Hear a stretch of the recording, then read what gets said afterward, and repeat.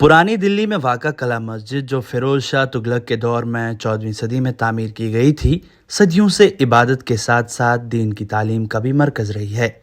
आज इसी तारीख़ी मस्जिद से एक रोशन कहानी सामने आई है, जहां मदरसे के तालिब इल्म यासिर ने 46 दिनों में कुरान पाक हिफ्ज़ करके सबको हैरान कर दिया है। क्या है यासिर की कहानी, आइए जानते हैं। हमारी ख्वाहिश है, मेरी ख़ुद की ख्वाहिश है कि IAS ऑफ़िसर बने, अल्लाह ताला ऐसे असबाब पैदा फरमा दे और सबसे ज़्यादा खुशी होगी कि हमारे हिंदुस्तान के लिए कामयाब होगा, जैसे बड़े बड़े बुज़ुर्गान दीन गुज़रे हैं।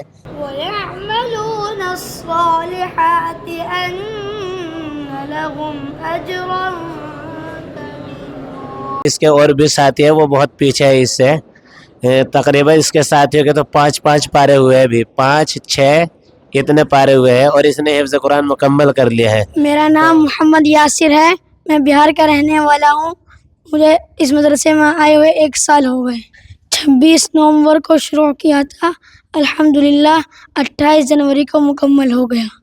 यहाँ पे कुरान याद करने के बाद देवबंद जाऊँगा, वहाँ पे आलिमत करके जामिया जाऊँगा और मैं APJ अब्दुल कलाम जैसा ये बनूँगा। माशाल्लाह आए तो पिछले साल थे और माशाल्लाह ये रजब में इनका एडमिशन हुआ था और हम ले भी नहीं रहे थे एडमिशन, क्योंकि सबको मालूम है रजब तो आखिर होता है, इस टाइम तो छुट्टी का वक्त होता है मदारिसों में।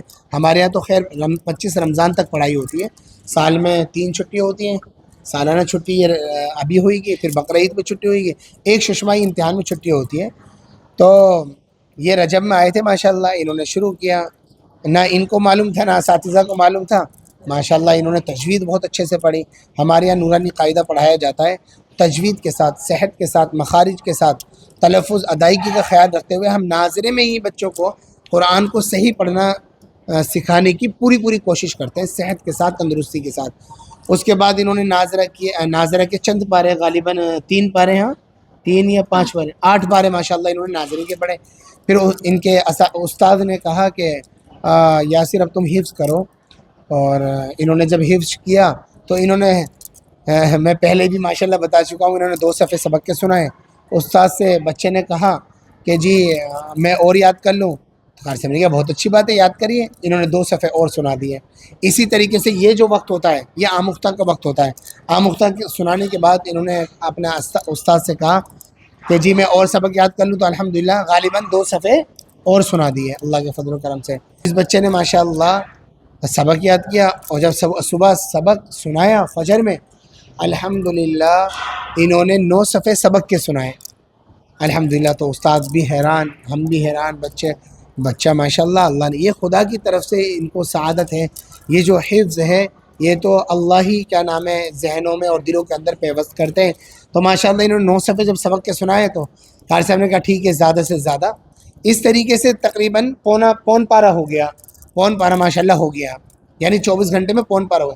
तो इन्होंने हर दिन पौन पारा माशाल्लाह सबक का सुनाया, कभी 1 सफ़ा कम, कभी 1 सफ़ा ज़्यादा, इस तरीके से माशाल्लाह सुनाया।